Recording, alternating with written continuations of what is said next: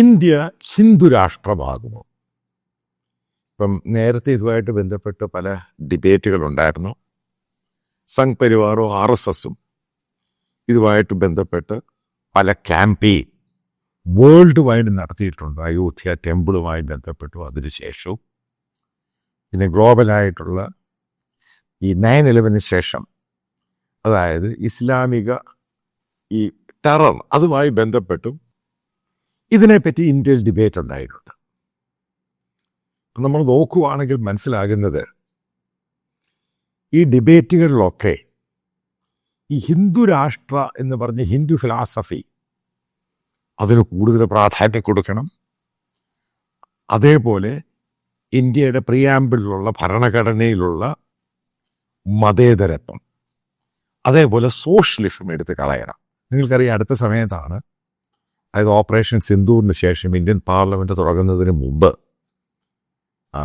RSSൻ്റെ ഒരു സീനിയർ നേതാവ് ഇങ്ങനൊരു നിർദ്ദേശം വീണ്ടും വെച്ചു.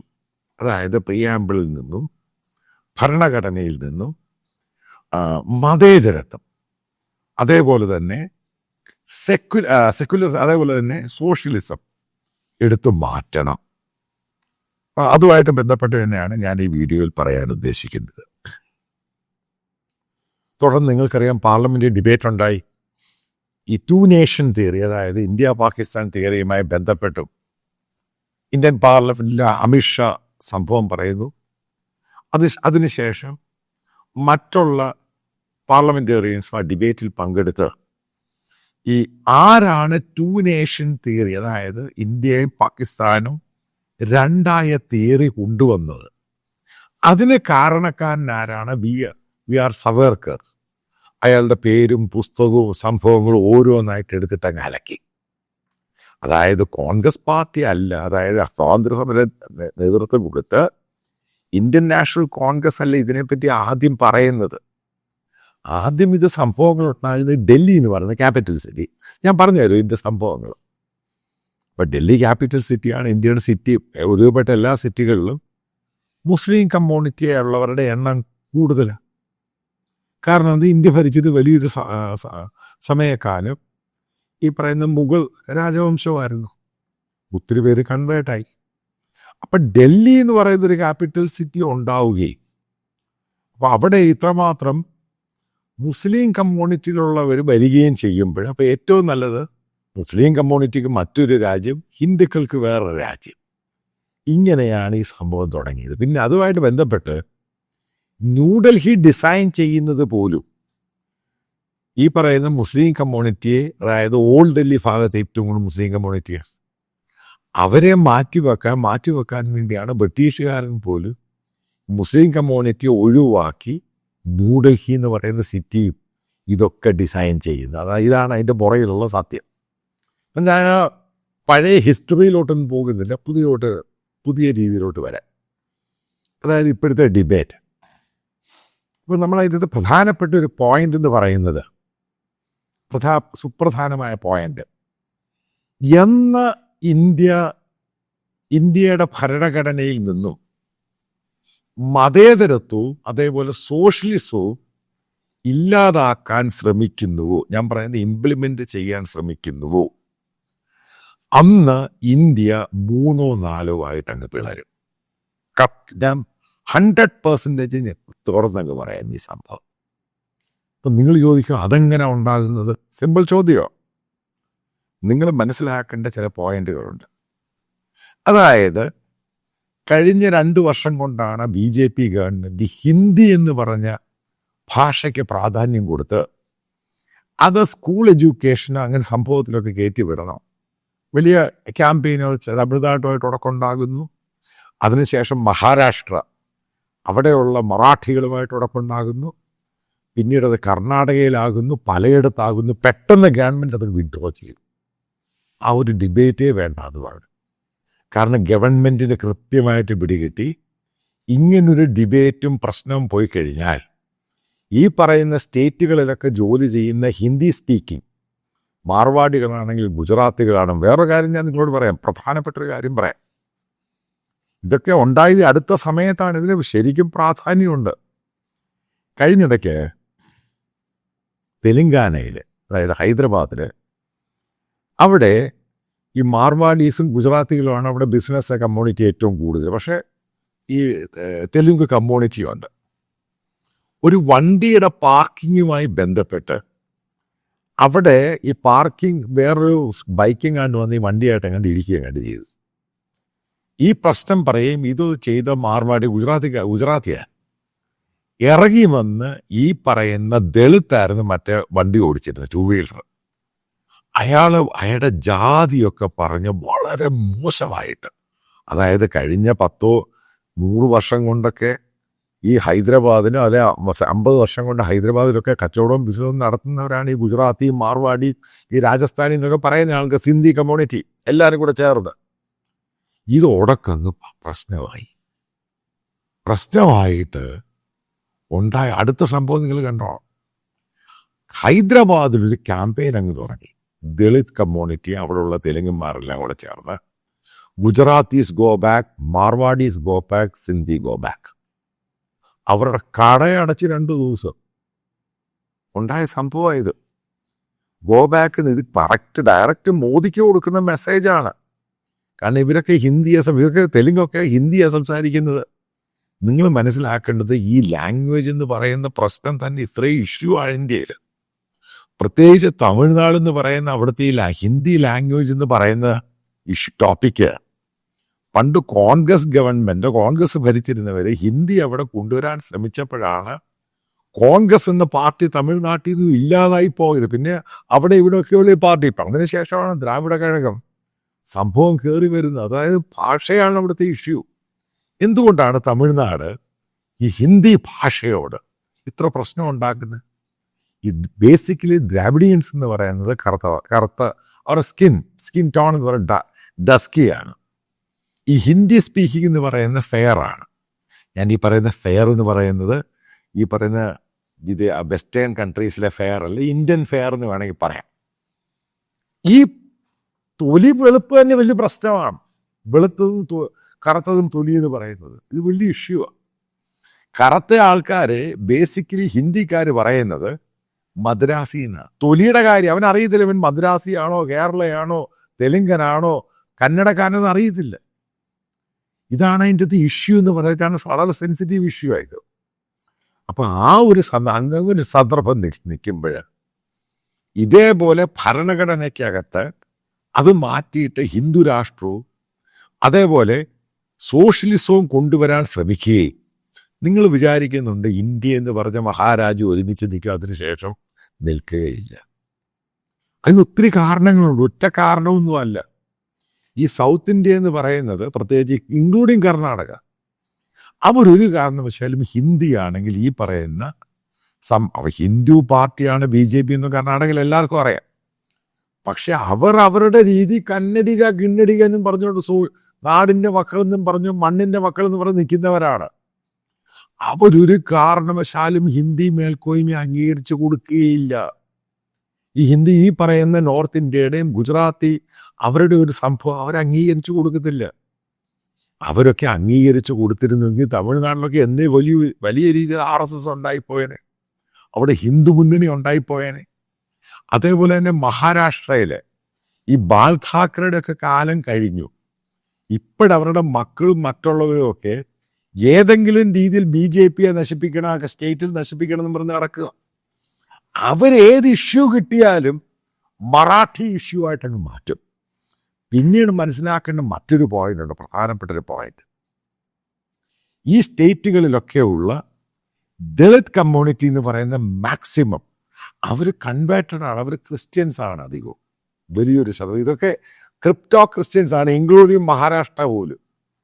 അവരൊന്നും ഈ പറയുന്ന സെക്യുലറിസം മാറ്റാൻ സമ്മതിക്കത്തില്ല. ഒരു കാര്യം പറയാം, ഇന്ത്യയിലെ ദളിത് കമ്മ്യൂണിറ്റിക്കകത്ത് ഉണ്ടായിരിക്കുന്ന വലിയൊരു ട്രാൻസ്ഫോർമേഷനുണ്ട്. അത് കഴിഞ്ഞ 10-15 കൊല്ലം കൊണ്ടാണ് ഉണ്ടായിരിക്കുന്നത്. ഉറപ്പായിട്ടും അതിന് കൺവേർഷൻ ഒരു കാരണം തന്നെയാണ്. അവരീ പറയുന്ന ബ്രാഹ്മണ ആധിപത്യത്തെ എതിർക്കുകയാണ്. അതായത് അമ്പലങ്ങളിൽ വരെ പോകണ്ട എന്നുള്ളതാണ്. അംബേദ്കറുമായി ബന്ധപ്പെട്ടുള്ള രീതിയിൽ ഇവർ പറയുന്നതൊക്കെ സോഷ്യൽ മീഡിയയിൽ വലിയ വൈറലാണ്. ആ ഒരു രീതിയിൽ ഈ പറയുന്ന ബ്രാഹ്മണിക്കൽ മേധാവിത്വം നടപ്പിലാക്കാൻ വേണ്ടി അത് അവരുടേതായ ഒരു ഇന്ത്യ, അതിനുവേണ്ടി ദളിത് സമരെ സപ്പോർട്ട് ചെയ്യണം ഹിന്ദു എന്ന പേരിൽ.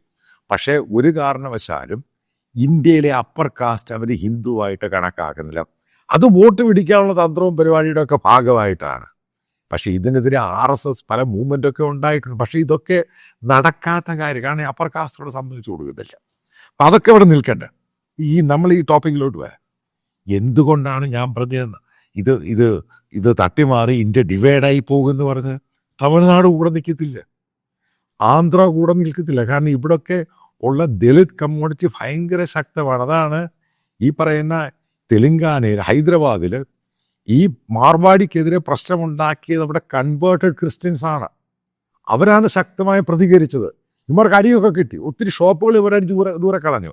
എന്നിട്ട് അവിടെ ഗവൺമെൻറ്റും കേന്ദ്ര ഗവൺമെൻറ്റും ഒക്കെ ഇടപെട്ട് സോഫ്റ്റായിട്ട് പറഞ്ഞു തീർത്തു. കാരണം ഇഷ്യൂ ഫർദർ ഉണ്ടാകരുത്, കാരണം അവർക്ക് കച്ചവടം ചെയ്യാൻ പറ്റത്തില്ല. ഇതാണ് ഇന്ത്യ. അതായത് സെൻസിറ്റീവായിട്ടുള്ള കാര്യങ്ങൾ തൊട്ട് കഴിഞ്ഞാൽ പ്രശ്നമുണ്ടാകും. ഇപ്പം ഞാനീ പറയുന്ന സൗത്ത് ഇന്ത്യ മാത്രമല്ല, മഹാരാഷ്ട്ര പോലും ഈ പറയുന്ന ഇന്ത്യയുടെ കൂടെ, അതായത് ഹിന്ദു രാഷ്ട്ര ഇന്ത്യയുടെ കൂടെ നിൽക്കുകയില്ല. കാരണം മഹാരാഷ്ട്രയിൽ പോലും ആദിവാസികളും ദളിറ്റ്സും വലിയൊരു ശതമാനം കൺവേർട്ടഡാണ്. അവരൊരു കാരണവശാലും ഈ ബ്രാഹ്മണിക്കൽ മേധാവിത്വം അംഗീകരിച്ച് ഹിന്ദു രാഷ്ട്രമായി ഇന്ത്യയുടെ കൂടെ നിൽക്കുകയില്ല. ഇതേപോലെ തന്നെ ഞാൻ ശ്രദ്ധിച്ച് കേൾക്കുക, ഇപ്പം പലയിടത്തും ബംഗാൾ ഒരു കാരണവശാലും കൂടെ നിൽക്കുകയില്ല. അവിടെ നല്ലപോലെ 30% മുസ്ലിംസ് ഉണ്ട്. പല സ്റ്റേറ്റുകളിലും വളരെ ക്രൂഷ്യലായിട്ട്, ബീഹാർ ആണെങ്കിലും UP ആണെങ്കിലും ഇവിടെയൊക്കെ മുസ്ലിം കമ്മ്യൂണിറ്റി ശക്തമായിട്ടുണ്ട്. കാരണം ഇവരെയൊക്കെ മാറ്റി നിർത്തി, അതേപോലെ കൺവേർട്ടഡ് ക്രിസ്ത്യൻ ദളിത് കമ്മ്യൂണിറ്റി ഉണ്ട്, അവരെയൊക്കെ മാറ്റി നിർത്തി ഹിന്ദു രാഷ്ട്രം, അതായത് സെക്യുലറിസം വേണ്ട എന്ന് പറഞ്ഞ് മുന്നോട്ട് പോയാൽ ഇത് ഇത് ഇത് ഇത് കലാപമൊന്നുമല്ല. ഇന്ത്യ ഒരുമിച്ച് നിൽക്കാൻ പറ്റത്തില്ല. ഇനി നമ്മൾ നോർത്ത് ഈസ്റ്റ് എടുക്കുക, അവർ കൂടെ നിൽക്കുമോ? അത് ഏകദേശം ഈ പറയുന്ന 7 സിസ്റ്റേഴ്സ് സ്റ്റേറ്റെല്ലാം കൂടെ ചേർന്ന് 5-5.5 കോടി 6 കോടി ആൾക്കാരുണ്ട്. അവരൊരു കാരണവശാലും ഇതിൻ്റെ കൂടെ നിൽക്കുക. കാരണം ഭൂരിപക്ഷം സ്റ്റേറ്റുകളും ക്രിസ്ത്യനാണ്. കാരണം അവർ ഈ പറയുന്ന ഈ ഹിന്ദു സംഭവം അവർ അംഗീകരിച്ചിട്ടൊന്നുമില്ല. കാരണം അവർ ട്രൈബലായിട്ട് ജീവിച്ചവരെ കൺവേർട്ട് ചെയ്ത് അവൻ മനുഷ്യനായി മാറി. അതിൻ്റെ പേരിൽ അവരും നിൽക്കുകയില്ല. അവൻ്റെ ലാംഗ്വേജ് പ്രധാന ഈ പറയുന്ന ഏറ്റവും വലിയ തമാശ എന്ന് പറയുന്നത്, നോർത്ത് ഈസ്റ്റിൽ എല്ലാ സ്റ്റേറ്റുകളിലും ഏറ്റവും കൂടുതൽ ആൾക്കാർ സംസാരിക്കുന്ന ഭാഷ എന്തുവാ? അവിടുത്തെ ഇംഗ്ലീഷ് ഭാഷ. അവർക്ക് ഇംഗ്ലീഷ് അറിയാം ശരിക്കും, പക്ഷെ അവർക്കെല്ലാം ഹിന്ദിയും അറിയാം. അപ്പം ഞാനീ പറയുന്ന മൾട്ടിപ്പിളായിട്ടുള്ള പല ഇഷ്യൂസ് ഉണ്ട്. അതായത് ഇന്ത്യയിലെ ദളിറ്റ്സിൻ്റെ ഇഷ്യൂ, അതേപോലെ തന്നെ ഈ മുസ്ലിംസിൻ്റെ ആയാലും കൺവേർട്ടഡ് ആയിട്ടുള്ള ക്രിസ്ത്യൻസിൻ്റെ ഇഷ്യൂ, അതേപോലെ ലാംഗ്വേജിൻ്റെ ഇഷ്യൂ, ഇതിനെയെല്ലാം തല്ലി ഉടച്ച് മാറ്റി നിർത്തിയിട്ട് ഒരു പ്രത്യേക സുപ്രഭാതത്തിൽ ഇന്ത്യ ഹിന്ദു രാഷ്ട്രമാവുകയാണ്. അതേപോലെ തന്നെ ഇവിടുത്തെ സോഷ്യലിസം വേണ്ട എന്ന് വെക്കുന്നു. ഇതൊന്നും നടക്കുന്ന കാര്യമൊന്നുമല്ല. ഇതൊക്കെ തർക്കിക്കാൻ വേണ്ടിയുള്ള സംഭവം. അതുമായിട്ട് ബന്ധപ്പെട്ട കാര്യം പറയാം. ഈ ഛത്തീസ്ഗഡ് ഇഷ്യൂവായിട്ട് ബന്ധപ്പെട്ട് ഏറ്റവും കൂടുതൽ ഹിന്ദി സോഷ്യൽ മീഡിയയിൽ, പ്രത്യേകിച്ച് ഫേസ്ബുക്കിലും മറ്റ് ഹിന്ദിയിൽ ഏറ്റവും കൂടുതൽ ഉണ്ടായിരിക്കുന്നത് ബജ്രാംഗ് ദളിനെതിരെയുള്ള പ്രസ്താവനകളാണ്. അതേപോലെ അവർ നടത്തിയ പ്രതിഷേധമാണ് ഏറ്റവും കൂടുതൽ. ഇതിനൊക്കെ കാരണം ആരാ? ഈ പറയുന്ന ഇവന്മാർ വേണ്ടാതീനം കയറി കാണിച്ചു. ഇത്രമാത്രം ഇത് പൊള്ളുമെന്ന് അറിഞ്ഞില്ല. അതിനുശേഷമാണ് ഇന്ത്യയിൽ ബജ്രാംഗ് ദൾ നിശബ്ദമായിപ്പോയി. ഇത്രമാത്രം പ്രതിഷേധം ഉണ്ടാകുമെന്ന് മനസ്സിലായില്ല. അതായത് ഇന്ത്യയുടെ ഓരോ ഗ്രാമങ്ങളിലും ഓരോ ഇടത്ത് കുറച്ച് ആൾക്കാർ, ഇപ്പം 100, 150, 200 പിന്നടത് മാസീവായിട്ട് മാറി. അവരൊക്കെ ശക്തമായിട്ട്, പ്രത്യേകിച്ച് സ്ത്രീകൾ എല്ലായിടത്തും പറയാൻ തുടങ്ങി. അവസാനം പോലീസ് വരുന്നു, ഇടപെടുന്നു. ചില വീടുകളിലെ ഹൗസ് ചർച്ച്, അവിടെ വന്ന് ഇവർ പ്രശ്നം ഉണ്ടാക്കാൻ ശ്രമിക്കുന്നത് പോലീസിന് പിടികിട്ടി അവരുടെ കയ്യിൽ നിൽക്കുന്ന പ്രശ്നമല്ല. പോലീസ് ഇവരെല്ലാം പറഞ്ഞിട്ട് ശാന്തമാക്കാൻ ശ്രമിക്കുകയാണ്. ഇതിനെല്ലാം കാരണം എന്തോ? അതായത് ഇന്ത്യയുടെ ഭരണഘടനയെ തൊട്ടുകളിച്ചപ്പോഴാണ് ഇഷ്യൂ ആയത്. ഇതിനു മുമ്പൊന്നും ഈ പറയുന്ന ദളിറ്റ്സ് കൺവേർട്ടഡ് ആയിട്ടുള്ള ക്രിസ്ത്യൻസ് ഒന്നും, അതായത് ക്രിപ്റ്റോ ക്രിസ്ത്യൻസ് ഒന്നും ഇങ്ങനൊന്നും പറയത്തൊന്നുമില്ല. അവർ പാവം പിടിച്ചങ്ങ് ഒതുങ്ങിയിരിക്കുമായിരുന്നു. പെട്ടെന്ന് ഇതങ്ങോട്ട് കയറി ഇതങ്ങ് പൊട്ടി അങ്ങ് തെറിച്ചു കഴിഞ്ഞപ്പം ഇതാണ് പറയുന്നത്, ഇന്ത്യ എന്ന് പറഞ്ഞ മഹാരാജ്യത്തെ പഠിക്കാൻ വലിയ പാടാണ്, സിമ്പിളല്ല. ഈ സോഷ്യൽ മീഡിയ ചുരയ്ക്കുന്ന പോലെയല്ല ഈ സാധനം. കാരണം മനസ്സിലായിക്കോണം, ഇവിടെയുള്ള ദളിറ്റ്സ് ആണെങ്കിലും ഇവിടെയുള്ള പിന്നോക്ക കമ്മ്യൂണിറ്റി ആണെങ്കിലും അവൻ്റെ പട്ടിണി മാറി ലിബറലൈസേഷന് ശേഷമാണ്. അവന് വീടായി, ആഹാരമായി, അവന് ജോലിയായി, അവന് എഡ്യൂക്കേഷൻ കിട്ടി. അവൻ തർക്കിക്കും. അതുകൊണ്ട് തന്നെയാണ് ബീഹാറിലും ഛത്തീസ്ഗഡിലും മധ്യപ്രദേശിലും പല ഗ്രാമങ്ങളിലും എഴുതി വെച്ചിട്ടുണ്ട്, ഇവിടെ ബ്രാഹ്മൺസ് വരരുത്, അവിടെ അപ്പർ കാസ്റ്റ് വരരുത്, ഇത് ഞങ്ങളുടെ ഗ്രാമം, വന്നാൽ അടി കിട്ടും എന്നവർ പലയിടത്തും ബോർഡ് എഴുതി വെച്ചിട്ടുണ്ട്. ഇതൊക്കെ പ്രത്യക്ഷത്തിൽ വന്നതിൻ്റെ കാര്യം എന്താ? ഈ ഛത്തീസ്ഗഡ് ഇഷ്യൂ ആണ്. അതായത് ജനങ്ങളിൽ നിന്ന് ജനങ്ങളിലോട്ട് ഈ സംഭവം കടക്കാൻ തുടങ്ങി. ഇതാണ് ഞാൻ പറയുന്നത്, പൊട്ടനും മണ്ടന്മാരുമാണ് ഈ പൊട്ടൻ സംഘികൾ നോർത്ത് ഇന്ത്യയിലുള്ള. അതിനെ സപ്പോർട്ട് ചെയ്ത് ഈ കേരളത്തിലെ സംഘപരിവാറിൻ്റെ ചില ആളുകൾ അവർ മനസ്സിലാക്കുന്നില്ല ഇന്ത്യയുടെ പോക്ക് എങ്ങോട്ടാണെന്ന്. നിങ്ങൾ മനസ്സിലാക്കുക, ഡെവലപ്മെൻറ്റ് വന്നു കഴിഞ്ഞാൽ അവന് സോഷ്യൽ സ്റ്റാറ്റസ് ഒരു പ്രശ്നമാണ്. അവന് എഡ്യൂക്കേഷൻ കിട്ടുന്നു, അവൻ്റെ ലൈഫ് സ്റ്റൈൽ മാറുന്നു, അവൻ്റെ ആഹാരം മാറുന്നു, അവൻ്റെ കുട്ടികൾക്ക് ഹെൽത്തിൻ്റെ ഇഷ്യൂ അതൊക്കെ മാറുന്നു. ഇത് കൊടുക്കുന്നവൻ അവൻ ആരായാലും അവൻ പറയുന്നത് കേൾക്കും. അതിനകത്ത് നിങ്ങൾ മതപരിവർത്തനമോ മനപരിവർത്തനമോ എന്ത് നിങ്ങൾ പറഞ്ഞാലും അതാണ് ഇതിൻ്റെ പ്രധാനപ്പെട്ട കാരണം. എന്തുകൊണ്ടാണ് ഇന്ത്യൻ ഗ്രാമങ്ങൾ, അതായത് ബീഹാറിൽ ഛഠ് പൂജ ഫേമസ് പൂജയാണ്, നിങ്ങൾ ദീപാവലി കഴിഞ്ഞിട്ടുള്ള പൂജയാണ്, എന്തുകൊണ്ടാണ് അതിനകത്ത് ആള് കുറയുന്നത്? ഇതൊക്കെ റീസൺസ് ഉണ്ട്. ആദ്യം ഇവിടുത്തെ അപ്പർ കാസ്റ്റ് കമ്മ്യൂണിറ്റി മനസ്സിലാക്കേണ്ടത്, ഈ പറയുന്ന ദളിത്സിനെ നിങ്ങളുടെ സഹോദരന്മാരായിട്ട് കണക്കാക്കുകയാണെങ്കിൽ, ആദിവാസികളെ നിങ്ങളുടെ സഹോദരനായിട്ട് കണക്കാക്കുകയാണെങ്കിൽ ഈ സംഭവങ്ങൾക്കൊക്കെ നിങ്ങൾക്ക് ഫുൾ സ്റ്റോപ്പ് ചെയ്യാൻ പറ്റും. പക്ഷെ നിങ്ങൾ അതിന് തയ്യാറാകുന്നില്ല എങ്കിൽ ഒരു കാരണവശാലും നിങ്ങൾക്ക് ഈ ഇന്ത്യയിൽ ഹിന്ദു രാഷ്ട്രം കുന്തമൊന്നും നടക്കുന്നില്ല. വരാൻ പോകുന്ന 1000 വർഷം എടുത്താലും നടന്നു കഴിഞ്ഞ് 3-4 പാർട്ടായിട്ട് അങ്ങ് പോകും. അതോടുകൂടി കഴപ്പങ്ങ് മാറും. അപ്പോൾ അതാണ് ഇന്ത്യ ഒരുമിച്ച് നിൽക്കണം. അതായത് ഇന്ത്യയുടെ ഫൗണ്ടിങ് ഫാദേഴ്സ് ഇന്ത്യ ഒരുമിച്ച് നിർത്തിയത്, അതാണ് ഇന്ത്യ അവർ ചെയ്ത ഏറ്റവും വലിയ കോൺട്രിബ്യൂഷൻ. ആ കോൺട്രിബ്യൂഷനെ പോലും തകർക്കുന്ന രീതിയിലാണ് ഇതേപോലെയുള്ള സ്റ്റേറ്റ്മെൻറ്റും. അതേപോലെ എല്ലാ മതങ്ങൾക്കും സ്വാതന്ത്ര്യമുണ്ട്. അതിനെ അറ്റാക്ക് ചെയ്യാൻ പോകാനും അവനെ ഉപദ്രവിക്കാനും, അങ്ങനെ പ്രശ്നം ഉണ്ടാകുമ്പോൾ പ്രതികരിക്കും. ആ പ്രതികരണമാണ് ഛത്തീസ്ഗഡിന് ശേഷം ഇന്ത്യ മുഴുവനും കണ്ടത്. അതിൻ്റെ റിഫ്ലക്ഷനാണ് ഈ പറയുന്ന ബീഹാറിൽ പോലും കാണാൻ സാധിക്കുന്നത്. എല്ലാം കൂടെ കാൽക്കുലേറ്റ് ചെയ്ത് നോക്കുക. മണ്ടത്തരവും പൊട്ടത്തരവും കാണിക്കരുത്, വലിയ വില കൊടുക്കേണ്ടി വരും.